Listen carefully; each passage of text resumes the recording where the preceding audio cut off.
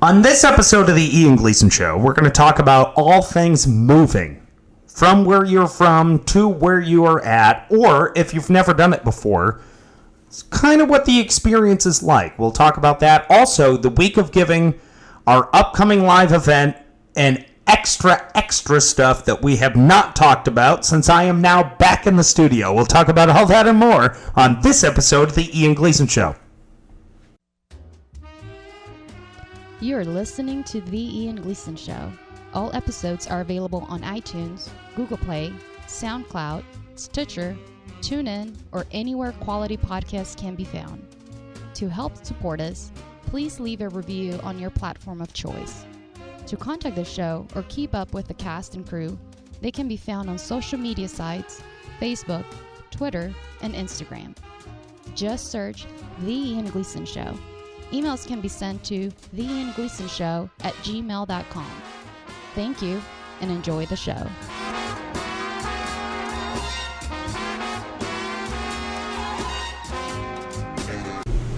Hello, everybody. So welcome to the Ian Gleason Show. So I am back this week. I hope you enjoyed me being away last week. I've listened to the episode, and obviously plenty of people had plenty of things to say, which I understand why they did. And I appreciate you guys filling in for me. So let me thank them personally. Jose, thank you very much for hosting the show last week. Oh, we had a great time, man. It's like, hey, listen, anytime you want to take off, boom, let us know. You had too great a time last week. Well, maybe I don't belong here anymore. Yeah. Bobby, thank you for helping to drive the boat on last week's episode. I appreciate that. Of course. Hey, applauso for the host. Applauso to Jose. Very nice, very nice. And also, Cuddy, thank you for getting your ass in there and, figuring out what was going on and directing the conversation, which I appreciate. It doesn't happen very often, not just from you, but from anybody. It was nice to not have me talking all the time, basically. So well, that's kind of what that was a consensus. It's like, damn, we actually had something to, contribute. And, and it was you all did, which is fascinating. So I appreciate you guys for that. Chino is absent this week. There is an illness in the family, so he will not be here. However, my girlfriend Alicia, whom when we were driving from Florida to Texas last episode, was on. So hello, Alicia. It's very nice to see you. Hello. Hi. And this is what we want to talk about today. We're eventually going to get to the conversation about what it's like to be in a different place from where you were raised and to move a vast distance, or in some cases maybe not so vast, but to be a part of a different culture than you were before. But before we get there, we want to have a conversation about the Week of Giving. We've had a lot of people asking us, what's that all about? Like, how do I get involved? Blah, blah, blah. What is all that about? And how can I get involved? Wow. I love that you guys asked. Basically, here's the way it works. We've done this on the Ian Gleason Show before. It's been a couple of years since we've done it because, there's been a lot of changes and stuff, and we're trying to figure out how the show works. But as a show, and mostly directed by me, but I think everybody who's on the show now agrees that you have an opportunity to improve your community, even if it's in the smallest way.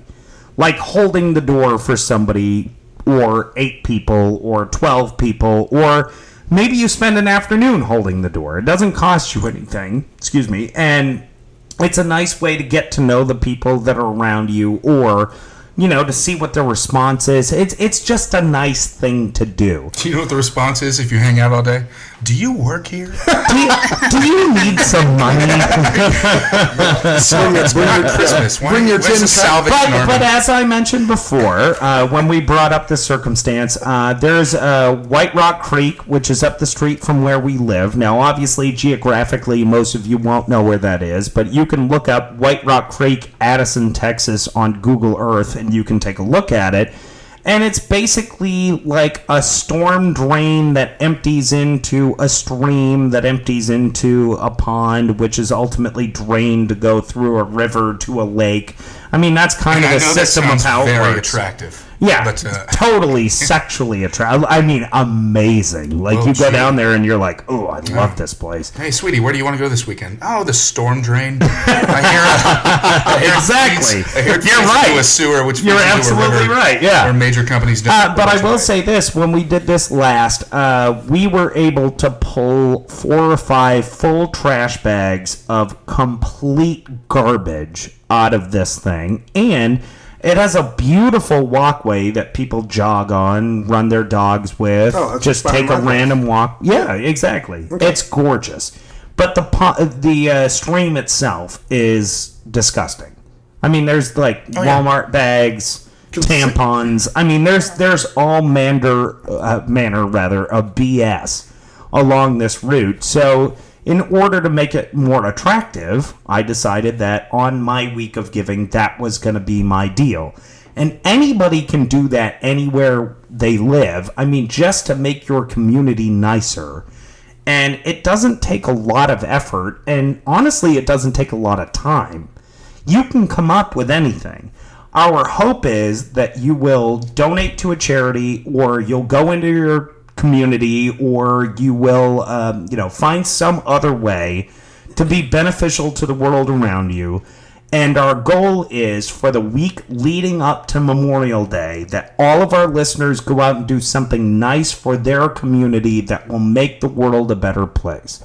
And not look creepy doing it? Like standing in a door for preferably not, but even if you do, whatever, take pictures and post it to our Facebook page. Even creepier. I know, right? And we'll, right? While I'm a little bit, but we'll share it with everybody. And the hope is that this catches on as an idea to say that, I can donate $10 to a charity of my choice, or I can go into my community and clean up trash, or hold a door, or whatever it is, just to make the world a nicer place. Because we don't actively do that on a regular basis. Well, that's not entirely true. My mother taught me. My mother.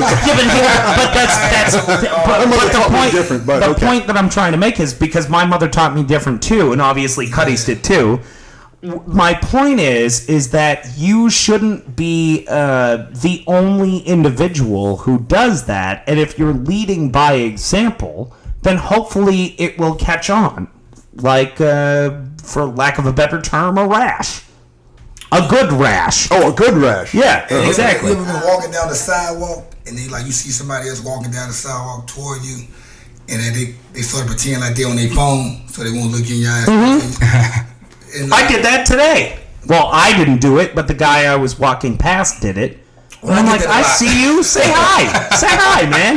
Say hi. Well, dude, honestly, with this buffoon in the White House and you look in Aryan Nation, I can already see what's going on. 6 minutes. Come on. But in the grocery store, though, you go in the grocery store, everybody they cool. Everybody speak with each other. They hold the door. They smile. Sure, that's nothing wrong with that. You hold conversations, whatever. But like you walking down the street or you see somebody at the gas station, they would not look you in your eye. No, there's a lot of that. There's a lot of like, if you see an old lady struggling with a carriage, and you should. I wonder why her daughter left you with her baby. She doesn't need to be pushing a carriage. Okay, that's us reaching into her history, but I understand. Who am I not to make assumptions? Come on. I'll help her across the street, but I get to decide what her story is. That's fair enough. That's fair enough. I'm not 7 minutes and 30 seconds. All right. I'm not a priest. So you guys have both hit on your points. Another thing that I want to bring up, so that's the week of giving, the week leading up to Memorial Day, and we'll get you the actual dates of the week of giving next episode, because we're going to talk a lot about that, or one of the subsequent episodes in the next couple of weeks. But before we get there, another important announcement that we want to talk about is that we are doing a live show here in Dallas. So if you are within the Metroplex, you are expected to be there, and mostly because we want to share the fun that is this podcast with you guys personally, and it's our first foray into doing a live quote-unquote event, now, not just a live podcast.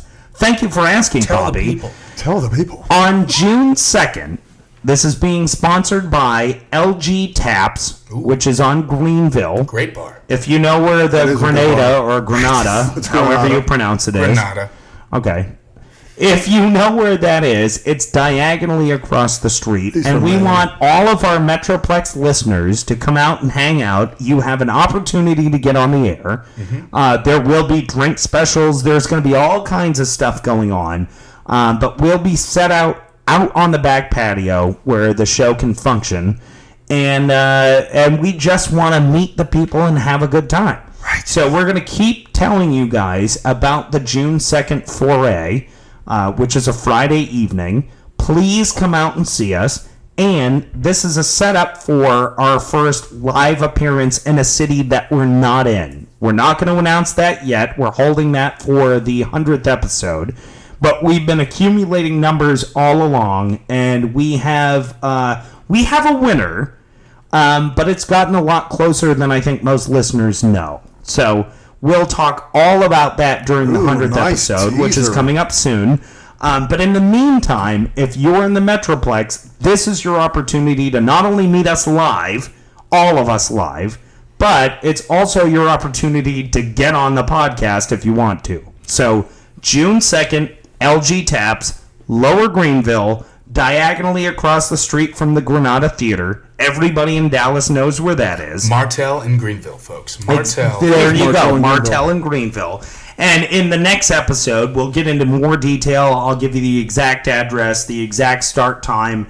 You know, we're still working it out with the bar about how exactly we're going to be able to pull this off, but that's about where we're at right now. So we can officially announce that on the 2nd of June, that's where we're going to be in the evening, and that's the general neighborhood of where we're going to be at.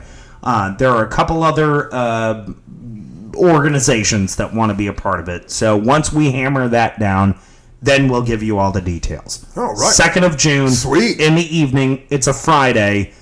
Get your wives, your girlfriends, your wives and your girlfriends. Significant others. Probably don't bring kids. Yeah, I wouldn't. But I bring mean, kids. you- Hey, bring a dog. Yeah, the you patio is- the other dog absolutely friendly. can Big bring a patio. dog. Yeah, Yeah. on the patio. The patio is dog friendly. Kids, they're kid friendly, but for what we do for a But we are podcast, I not. probably should. So- Yeah, Well, if you keep the kid on a do that. leash, it's probably okay. Yeah, well, it could be, for sure.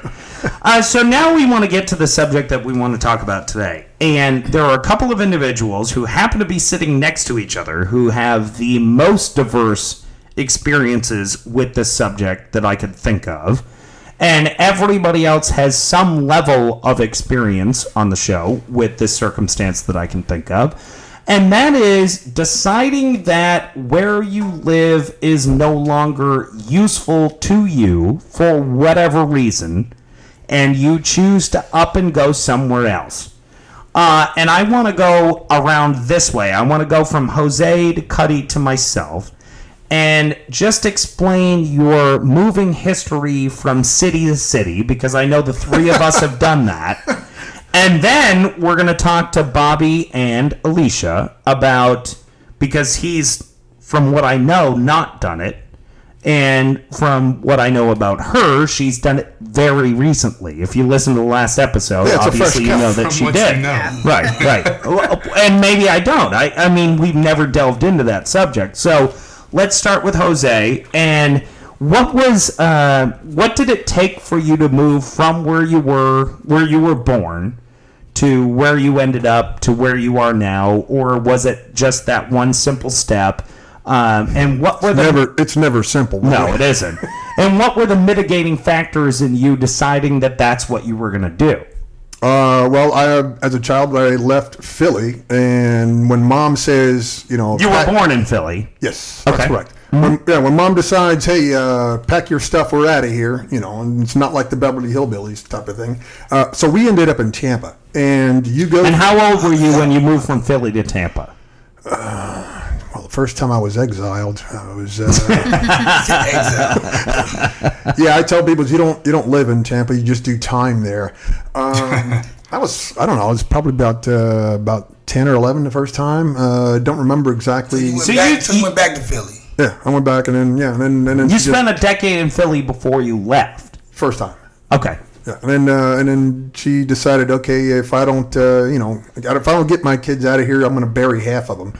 I think the one thing that stays in my mind is the fact that we were coming in from someplace, I don't recall where, and we get into our home or an apartment, fire up the lights and everything, and you can, as I was running, or me and my brothers were running upstairs to the second floor, somebody was crawling out of a window, and she's like, I'm done with this place.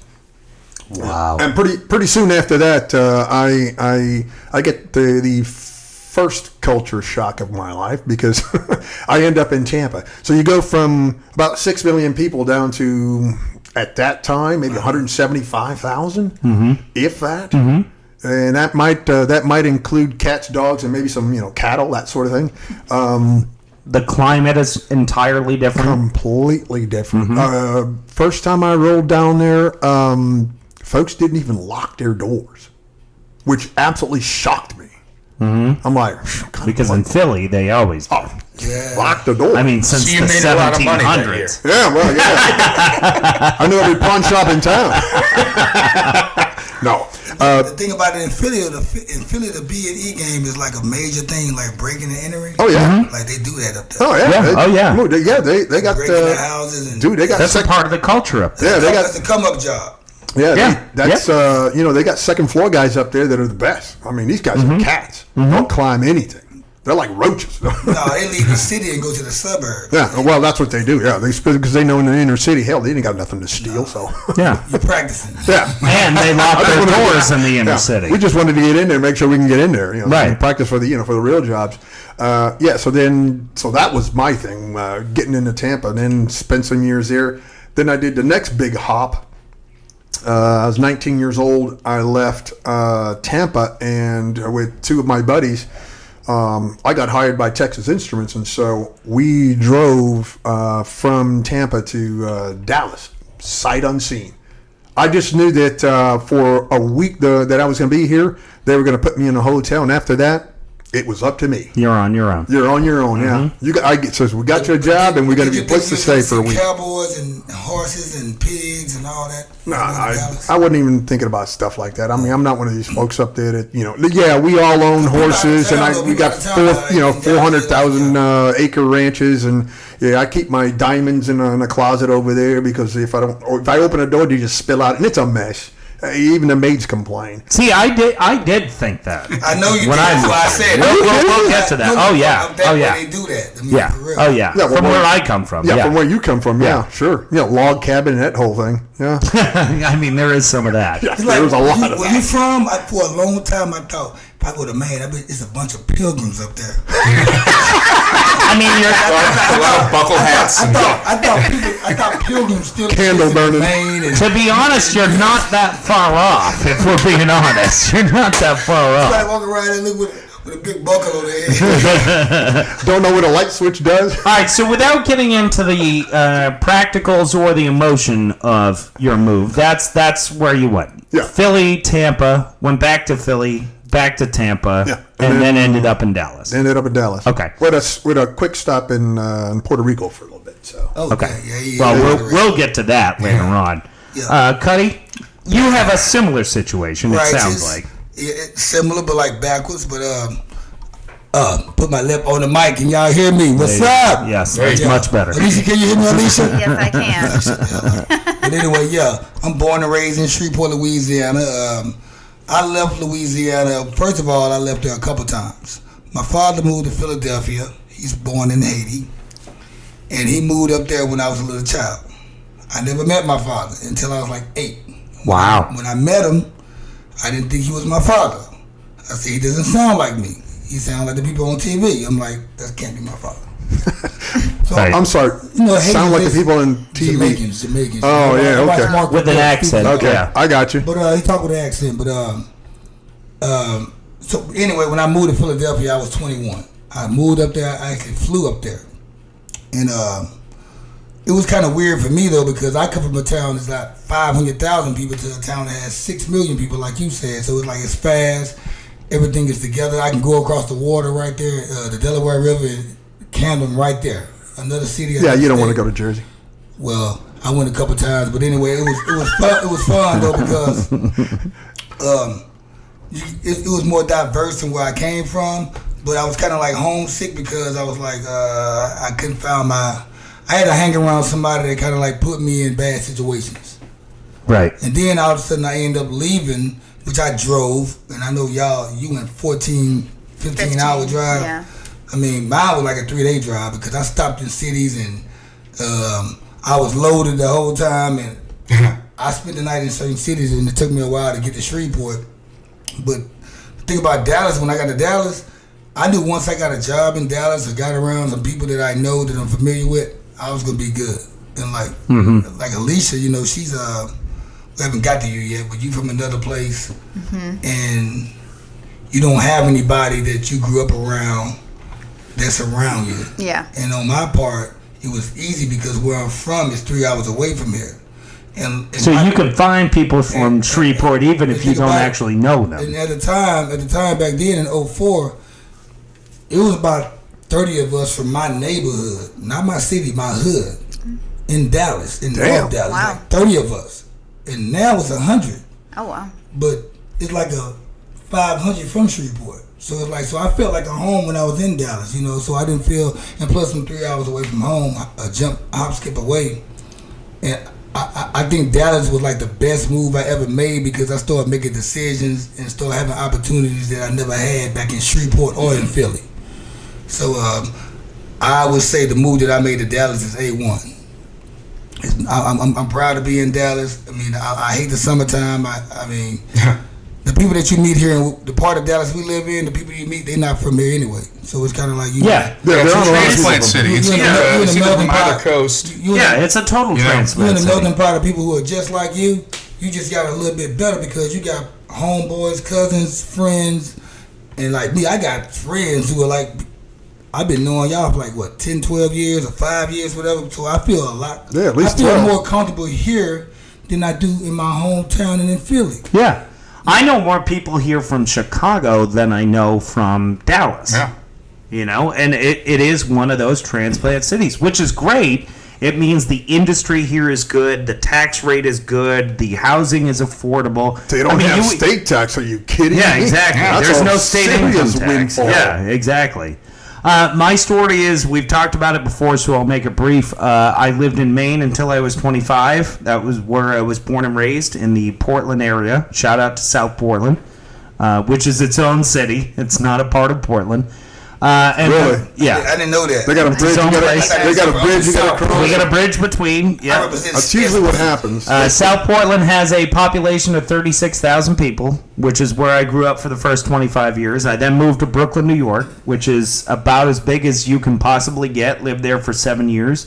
And then on a whim and a prayer, the same way that that both of you guys kind of described, was I was offered a gig here in Dallas, and I felt like in terms of career, that was the smarter move for me to make.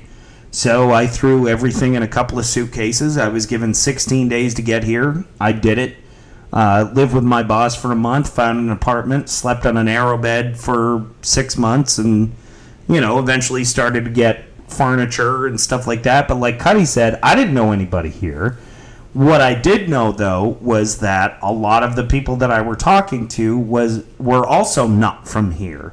So Nobody's there from was, this place. there was some camaraderie in the fact that none of us are native born, you know, so we all have at least that one thing in common, and then you can expand upon it from there for the most part. Sure. That's what I found the most comforting.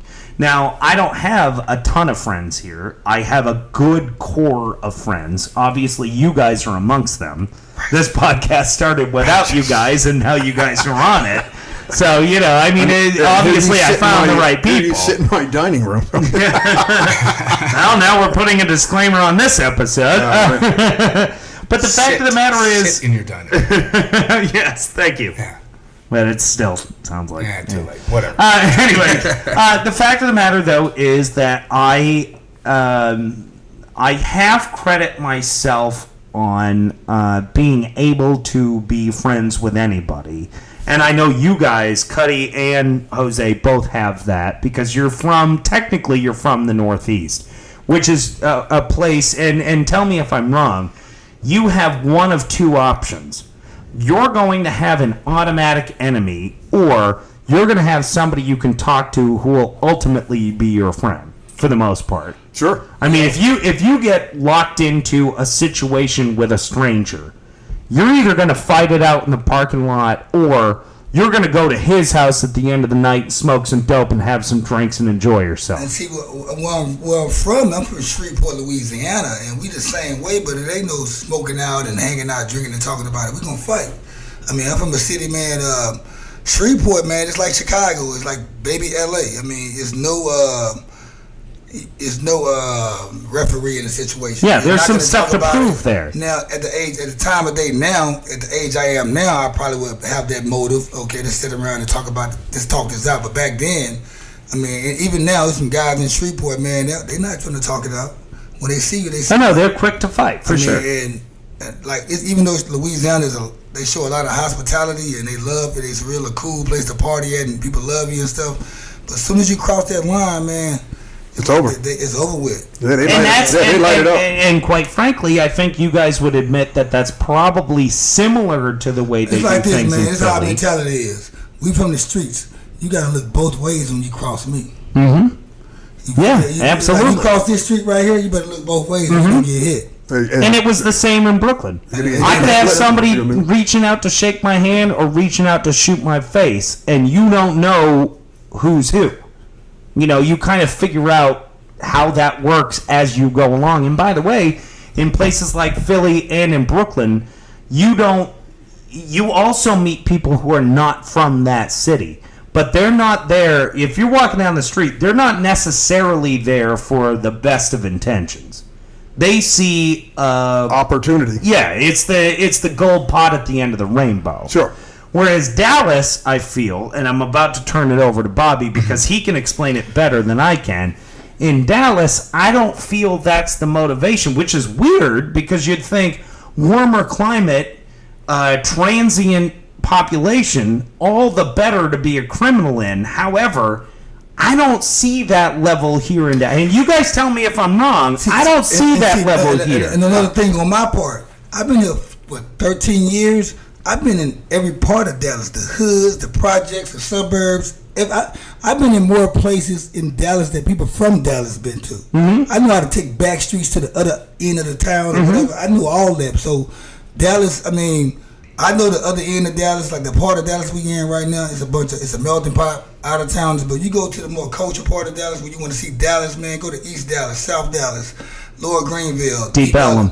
Up, that's Dallas. Off 75, south to 635, yeah. Down. But you have to admit you don't find it to be like a violent, dangerous place. Whereas in Philly, and by the way, and I mean no slight on you guys, but Philly is Brooklyn light. I mean, Brooklyn is not a place that you want to be in the wrong neighborhood at the wrong time. Somebody's getting robbed on Hatchet and Malcolm X right now in South Dallas. I mean, sure. I know that. It's just we so far from South Dallas because Dallas is big.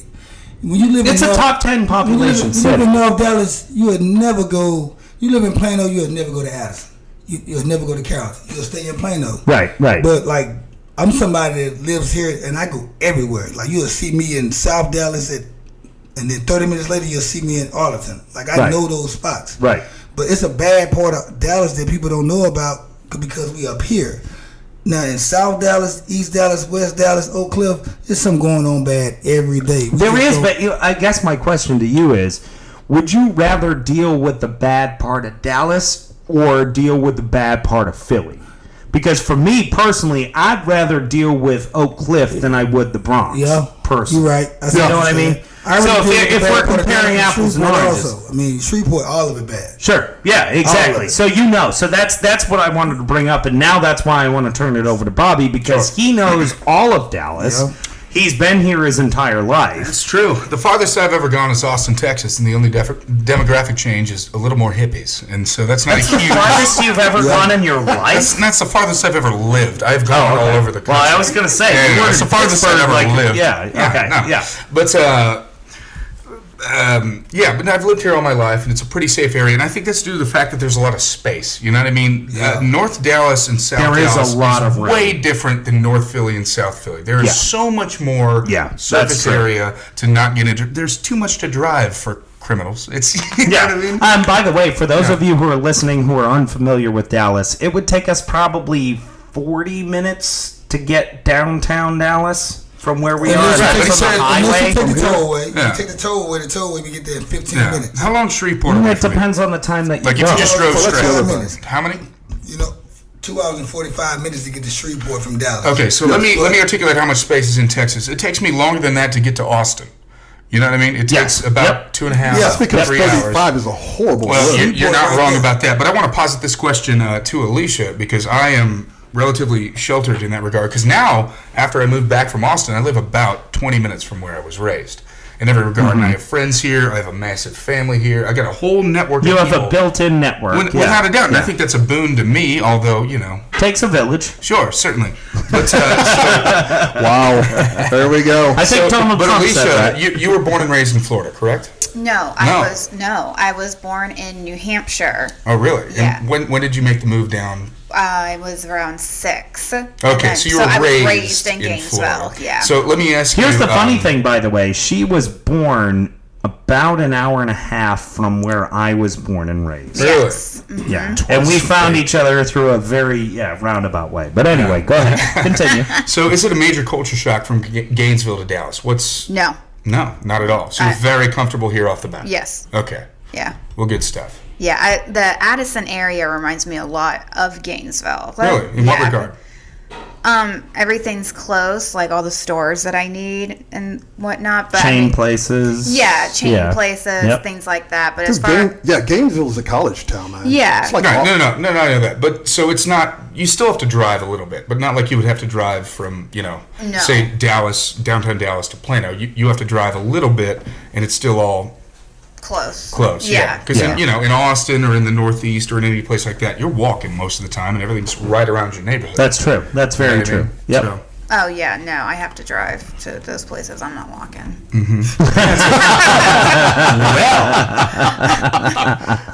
But I will say this, and I'm glad that you threw it to Alicia because I was able to meet her parents, obviously, last weekend. We Yes. talked about that on, Which we on the heard show. went very well. Very well. Yes. I have not spoken to them since, although I do speak to her brother on a regular basis just about every day. Every day. And multiple times a day. Yes. But which we'll do an episode about later on, but we're not going to do that now. But I also think, though, that as somebody who I've been to Florida before and spent time in Florida before, not long periods of time. Yeah. I've been there for about a week. Yeah. And for me, it's about the same. And what I can appreciate about what Alicia said is that it does look the same. And I think Cuddy and Jose can speak to the fact that when you're in the Northeast, there's this very historical bent, regardless of where you are. Old America. Yeah, those buildings are Oh. 100 or 200 and sometimes 300 or 400 years Yeah. old. Yeah. Pre-America buildings. Way Yeah. before America was America. And everything is built up, not out. Exactly. Yep. Yeah, there's no room. And as you Exactly. and the reason why down here in the South, reason why buildings are not that tall because of the marshlands. You know, it's like we like New Orleans. All the graves are built on top of the ground because you can't. The bodies will float up. Exactly. Yeah, it's you got above to sea level. backfill where you build a We building. can't have tall buildings down south They're below sea because level. there's- And up in the Northeast, they're built on bedrock. I mean, you're literally hitting the next layer down from the crust of the earth. like the It's not subways in going New York anywhere. are like higher than where we at right now. Yeah, exactly. So, and what I wanted to associate with Alicia about this is that in terms of look, I would agree with her that it is very strip mall-y, Yes. and very new comparatively. I mean, we're not looking at, 200-300-year-old buildings. No. No, Like not you would down in the there. I mean, Northeast. You well, mean if that Chili's hasn't been there for 300 years? This is the No, Chili's although Ben in New Franklin England era. they Yeah. might have moved into a building that's been there for 200 Yeah. years, but no. Call it Chili's. Yeah, exactly. It was built in 1987. Yeah, exactly.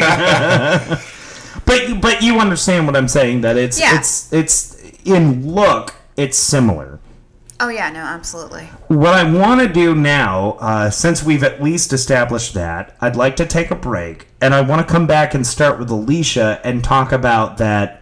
Though it may look the same, I want your first impressions on your first week being in Texas. And also tell us about the people in the South. Absolutely. Oh, no, how about the Texas people? What do you think about the Texas people?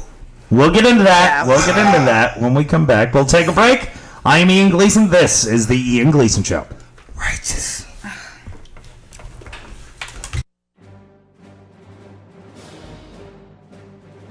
Yes, hello everybody. It's Bobby from the Ian Gleason Show.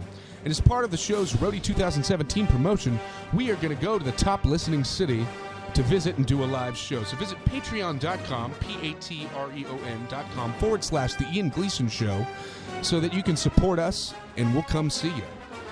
And I'm going to sing now. Ian promised me if there was any more time, I'd be able to sing. So we want to come to you and see you at the show. And we want you to buy us drinks. Please don't fade out my mic while I'm singing, because it's an important part of the show. All right, welcome back to the Ian Gleason Show. So again, we want to reiterate the fact that on June 2nd, if you live in the Metroplex of Dallas, we are doing a live show at LG Taps. Obviously, you just heard the details about it, but we want to make sure you guys show up. If you're interested, if you want to come on and talk, if you want to meet us, if you want to have some drinks on the cheap, that's the way to do it. So please be there on June 2nd. The episode will start recording at 7:30, but we encourage you to get there at 7, just because we want to make sure that all of the fans of the show that live in the Metroplex are up close in front. So let me turn over the conversation to Bobby. Well. Hi, what's going on? Hey, Rico Bobby. Rico. Coordinator Bobby. Rico Bobby. He's no longer Ricky Bobby. But he brought up I've evolved. brought up a great question, or a series of questions in the break that he wanted to ask, and I think he should. So go ahead, Bobby, take it away. Would you remind me?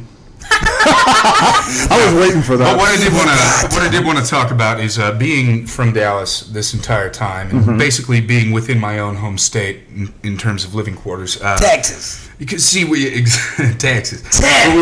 We were talking about what a culture shock it is to move places. But I have visited all over the country. I've been everywhere, man. But effectively, the culture shock is the same, because I spend a week or two in each place, right? Right. So, in California, you get sun and people complaining about 62 degree to 82 degree weather, which seems a bit ridiculous. And in New York, I get robbed. And it happens. I will say this, since you brought it up. It did happen. Since you brought it up, Welcome to New York. the rule in New York is, if you've not lived there for 6 months, but you've been there longer than 2 weeks, you're going to be miserable. And that's absolutely true. Yeah, and that's what I talk Once to I everybody who passed lived there my about. 2 weeks and the honeymoon period wore off, I was miserable Why? until I figured out what New York was. Why do they say that? Because you don't know where you're going. You don't know what places belong to you. You don't know Nobody anything. cares about you. Nobody cares Nobody. about You got, you at all. You got a million You streets can't- named out of numbers. You know you can't ask for Not even 19th directions Street. because they're going to do their best to send you to Coney Island. That's Fuck what they off, fuck do. off. Yeah, and there, I'm trying to get to the Upper East Side, there are and they're snakes in sending the me to grass, Coney yet there's Island. no grass. Yeah, exactly. It's the same. But you situation. believe it because Oh, 100%. it's like, I experienced it. Okay, yeah. In less than a day. It's It took me no time. miserable. Miserable. For my first year in New York, I was entirely miserable, and I wanted to go home. And I used to, this is going to sound so stupid, I'm not a huge Beach Boys fan, but I listened to Sloop John B. Ah, for about 6 months 5 times a day, every day. And if you've never heard the song, go listen to it. It's about a guy who signed up for a thing that turned out to not be what he thought. And Imagine he that. just wanted to go home. Yeah, and I with his wanted to grandfather go and me. home. Yeah. Yeah, exactly. Hoist up the John B. sail, you know. And that's what it turned into for me. And I did this on my own. I didn't do it.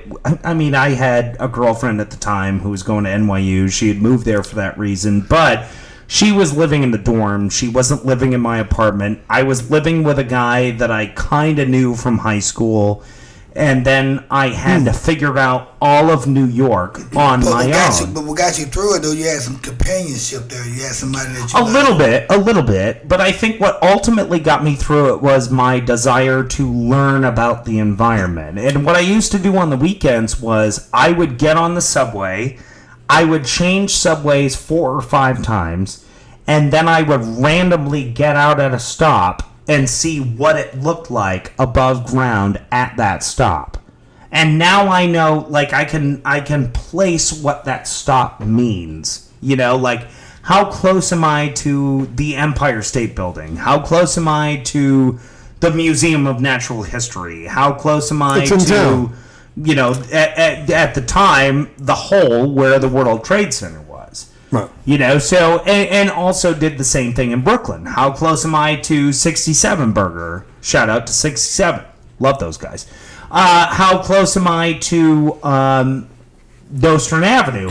How close am I to Coney Island and Nathan's and all that stuff? You know, and you build... Nathan's hot dog. Oh, Yeah. Shout out. Which, by the way, get them on the beach. They don't know about Nathan's down here. Oh, hell But, yeah. okay, so Ian, meanwhile, back in the Hall of Justice, you hijacked your story. So, Well, I did, but Bobby was making a point, and I want to turn it over to Alicia just like Bobby did. Yeah. I was asked a question, so that was the answer. But in the travels, don't let me shut your mic off, dude. let's which you can. In the travels from Gainesville to Dallas, I think we all want to hear what you saw that you've never seen before, but also how you felt when you got here. A lot of Because we were in a car for 16 hours. 15. Well, the total trip was 17 and a half. Well, but yeah, we did 'cause we stop stopped. for an hour here, an hour there. Yeah. So what was the trip like? Let's hear it. The trip was fine. I thought me and you got along great until the end, but And then you wish you could turn around and throw him into that gator pit. yeah, pretty much. Well, there is that. We were literally on 635 in Texas before we started to not have a good time. Oh yeah, no, I That's was not- like, And we also came upon a 3-car pileup that Yeah. we were just... That's not uncommon. No, it's not. But Not the I was 3-car done pileup, it's at just a that fact. point. Yeah. Not But the in food terms part. of integral radioing, why didn't y'all have a good time? You can't bring up something and not. No, I no, think for the vast we majority had, of it, yeah, we we did. had a great No, time. no. At the end, I want to know what the problem was. Just the you, tension, Bobby. just Yeah. being I in wanted the car. to drink. Yeah. Yeah, just being in the car for so long. He wanted to drink. I And just to wanted smoke. to. Yeah, I wanted to just get out of the car and go to sleep and. It's all right. Yeah, Ian, but pull over that shirt run. I want to go to sleep right quick. Well, having been on a long road trip, and I did the Dallas to Tampa run more times, I can tell you, dude, those you can sit there and push as hard as you can, and I've done 17 hours. It was my best run. Those last 2 hours, I am ready to. Yeah. I'll pull the saints out of the heaven and kill them all. Yeah. If I could. I think- if I could just get home, I'm like, Right. I think we did better than that because I saw the signs for us to get off of 635 to get to the apartment. Right. And we just couldn't get there. Yeah. And that's when things started to come unwound. Dude, yeah, because you're running- you're I running on I vapor drove at the that whole point. thing. I mean, you can't blame you yourself. drove the whole way willingly. I asked you. Oh, well, there you go. And there's nothing wrong. I was not upset. Advertising. He's not advertising. Yeah, I wasn't upset by driving the whole thing. I okay, wanted well. you to be comfortable because, and again, this is a part of being sensitive to the fact that you're moving from somewhere that you've been your entire life, or Right. from what you remember, to an entirely different place. I didn't want you to have to drive and worry about it. I wanted you to sleep. I wanted you to text your family. I wanted you to be comfortable. I guarantee you this is the Everybody's conversation. giving righteous to end for driving. Righteous. For doing it for his I girl. guarantee you this is the exact conversation they had on the exit to Montfort. You know what I mean? Oh, the exit to Montfort, we were like, are we going out for a drink or not? And I was Yeah. like, hell yes, we are. And she No. said, But no, I'm I tired, no, but we're I'm not. tired, but I'm She said, I want to go home. Pull Yeah. over my car. Yeah. please take my car to our apartment. There you go. Yeah. And I said, no, I want to go out to drink. Yeah. Although we did. And we didn't do a Yeah, lot. well- And we did see Ricky Bobby that Yes, night. it was Who cool. ghosted us Yeah. Rico Bobby. Go- at some Ghosted you? point. Did Yeah, I oh ghost yeah. you? Oh, you I disappeared ghosted like the a... whole bar. Dude, Yeah, you you did. Ghost bar. you gave us Shout out the to Ghost Bar. goodbye. Yeah. He who did But- that but- thing? Yeah, totally. Oh, yeah. Totally. That's what we call it. But now. tell us about the trip and what was going through your mind and what you saw. Well, I mean, I don't know. What do you mean you don't know? You know what was going Well, through what your I mind. saw On the was- inside of your eyelids. Tell him. What I saw was pine trees. Yeah, a lot of trees, a lot of roads. We saw the Mississippi River. And you see a lot Is of that the first time you've seen it? You smell Yes, dog food. and that was the It's- first time it's- he saw it too. It's the first time we've both seen it. It's pretty impressive actually. When you first- Absolutely. You smell That's a- dog that's a lot- food. that's a passing lot of through water. Louisiana. You thought it was in their clothes. You're like, Louisiana was pretty flat Well, and when we got unexciting to- for the most part. Shreveport, is that how you say it? Shreveport. Yeah. Okay, Right. when we got Right. there, it's like a little Las Vegas type of thing. Yes, it is. Yeah, Yeah, but- Las Vegas, so that was LA, interesting. Compton. We should have stopped in Shreveport, not it's called Monroe. Compton, Shreveport. Las We Vegas, stopped in Louisiana. Monroe. We didn't stop in Shreveport. Dude, you Yeah. should have stopped on it. Stop in Shreveport when you're with me. Yeah. Yeah. Don't stop by. Well, obviously, if we're going in that direction, And if that's you're, where and we're if stop stopping. you're, and if you're, Shreveport and if by you're, yourself. and if you're in Shreveport, stop ask anybody and say, hey, "Where's Big Stan?" Big fan, my cousin. What's up, Right, my cousin? right. You gotta answer Big Stan. But you know, Alicia, that we took a bunch of pictures on the way. You slept for portions of it. I wouldn't say Yes. the whole way, Right. but you slept for portions. What was going through your mind from you leaving your family to you moving in with a dude 5 states away? Let it go, man. Let it go. well, By the way, I can tell you, Mississippi is the worst part of that trip and probably the worst part of America. Yeah. I'm sorry for our Mississippi listeners. God, you killed me But there are with that so many crap. positive movies about that place, Mississippi Burning. Time to kill. There you go. But I want Alicia to articulate what was Going what through was my the, mind? Yeah, I mean, it Well- had to be an emotional trip for you. well, it was. You saw me. I was I did. hysterical the first half of the trip, and then I mean, I've never lived with anybody before, so that was, yeah, I was pretty terrified. And you picked this I guy? wouldn't say terrified. Yeah, I know. We all make mistakes. I know. Okay, well, okay. set up the departure. It's not a mistake. It's not a mistake. Well, Kidding. what time did we leave? We left at like 6:15? 4 o'clock. No, we did not. We leave at 4 compromised. o'clock. We compromised. How dare you? I'll smoke in the car. She'll leave when she wants. That's Right. how we Ooh, compromised. deal. That's Yeah. a Jerry Jones deal. We But left. for 2 days, we were packing that car. We started packing on Friday. We finished the packing on No, Saturday. Saturday. You packed it Saturday. Oh, that's You right. did. You That's did. right. You did. Did the whole thing on Saturday. Yeah. But we fit it in. Small car, lot of stuff. And then 6:15 on Sunday rolls around. Right. My Describe the scene. my parents and my brother, they all came to my sister's house to see me off, and At 6:15 in the morning. yes, and there was a lot of crying, and then my mom hugged Ian, and she was hysterical. She fell into my Yeah. arms, hysterical. yeah, she did. She hasn't touched you the whole trip. I know, pretty much. That's kind of true. That's kind of true. We took DNA off you. Right? Yeah, right. She tried to Just for stab the you. case She later tried on. to stab you in the back and forgot her knife. The knife folded. Hey, Yeah, She exactly. has a teaspoon and teacup. Get out. Just 20 minutes. Right? Exactly. Right. But, I mean, I don't know. I was ready for this to happen. So, I mean, I'm going to miss my family and all. But my sister's moving to Houston soon. So, at least she'll be close by. What's her name? Elena. Elena and Alicia. Yes. My wives.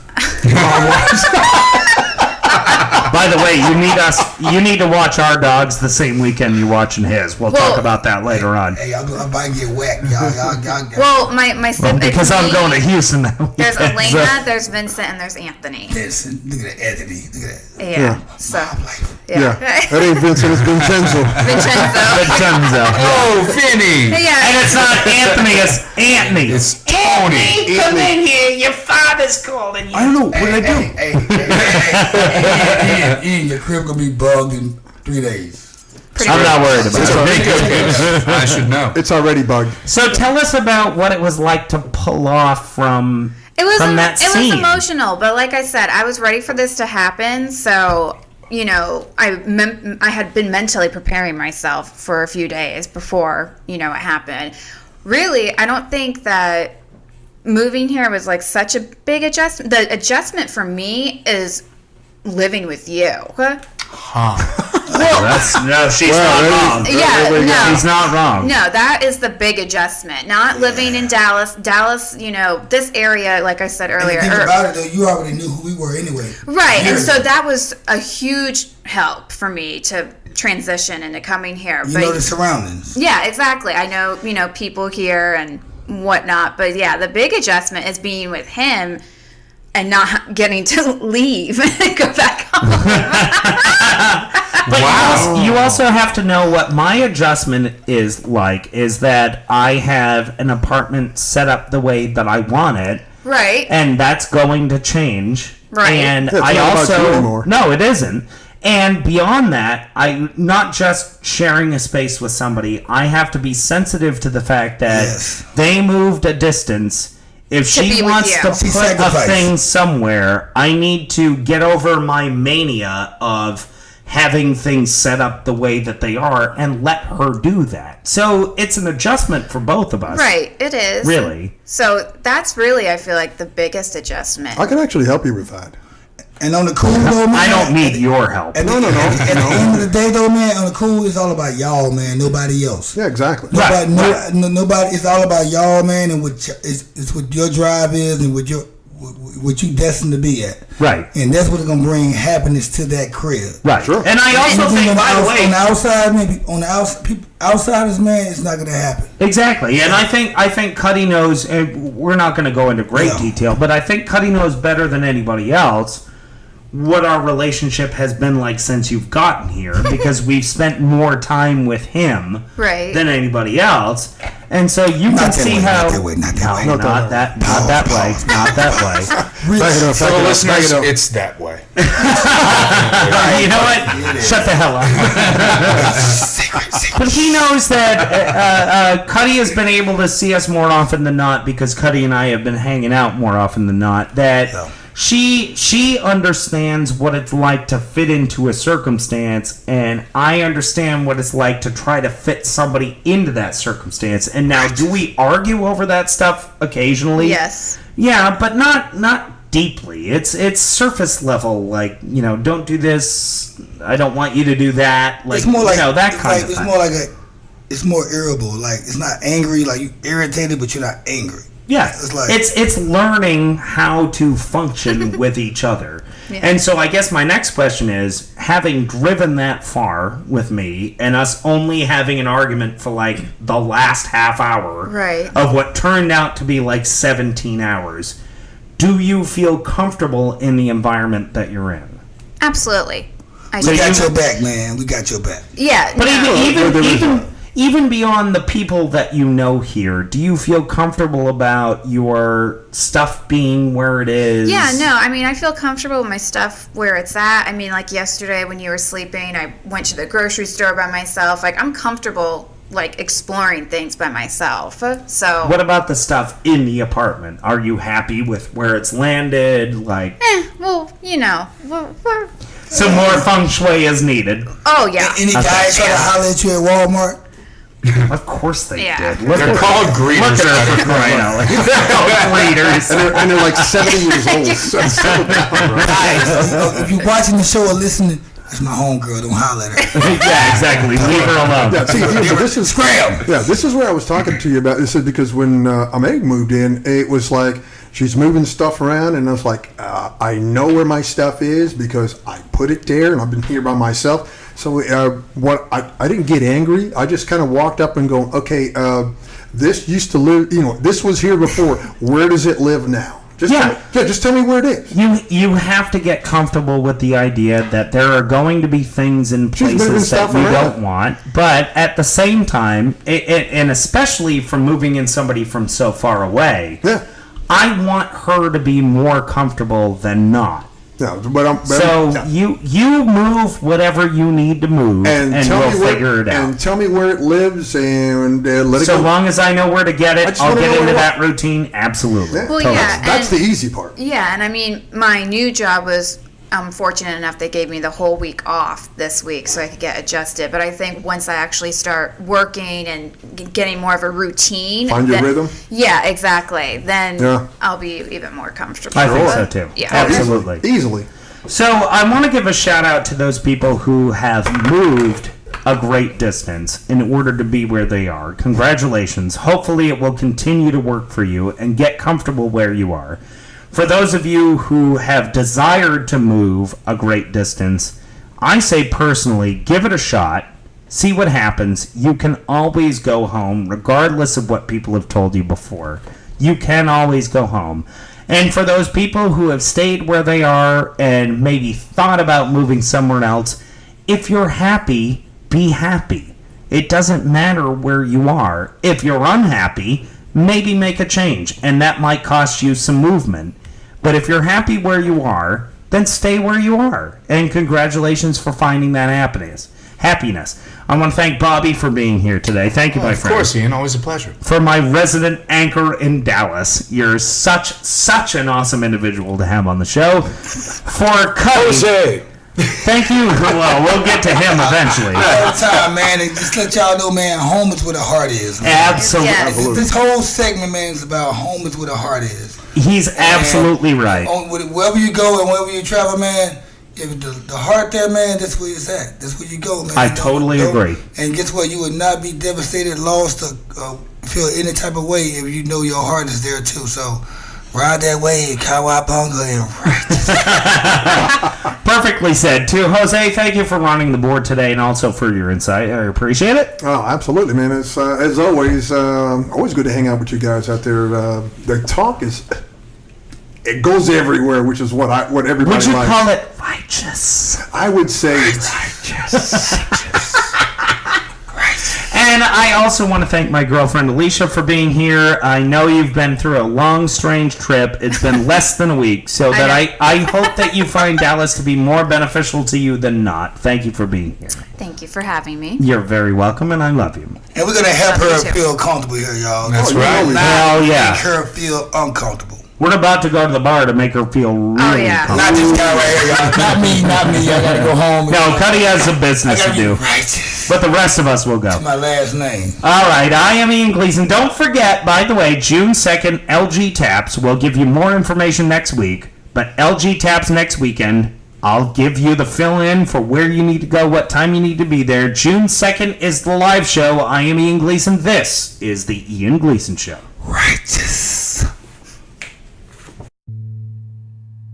This concludes another episode of the Ian Gleason Show. As always, thank you for listening, and good day.